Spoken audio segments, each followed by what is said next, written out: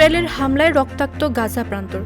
ফিলিস্তিনের গাজায় ইসরায়েলি বর্বরতার প্রতিবাদে বিশ্বব্যাপী গাজাবাসীর হরতাল পালনের অনুরোধে বাংলাদেশিদেরও ঐক্যবদ্ধভাবে সাড়া দেওয়ার আহ্বান জানিয়েছেন জাতীয় নাগরিক পার্টির উত্তরাঞ্চল মুখ্য সংগঠক সার্জিস আলম। বান্ডেল থাকলে প্রতি সেনমানিতে টাকা বাঁচবে। বিকাশ সেনমানি বান্ডেল কিনে জিতুন প্রতি লেনদেনে। রোববার বিকেলে সামাজিক যোগাযোগ মাধ্যম ফেসবুকে এক পোস্টে এই আহ্বান জানান তিনি। এছাড়াও মানুষ কিংবা মুসলিম হিসেবে এসব বন্ধ রাখাতেই দায়িত্ব সীমাবদ্ধ হওয়া উচিত নয়, বরং দলমত নির্বিশেষে সারা দেশের ছাত্র জনতা একসঙ্গে রাজপথে নেমে ইসরায়েলি খুনিদের বিরুদ্ধে প্রতিবাদ জানানো উচিত বলেও মন্তব্য করেন সার্জিস।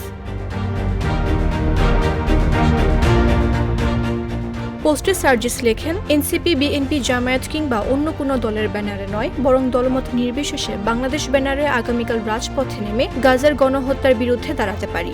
খুনি রক্তপিপাসু নেতানিয়াহুর বিপক্ষে স্লোগান দিতে পারি। অবশেষে সার্জিস লেখেন, March for Gaza, Bangladesh for Gaza. Mamduha Raisa, Jago news.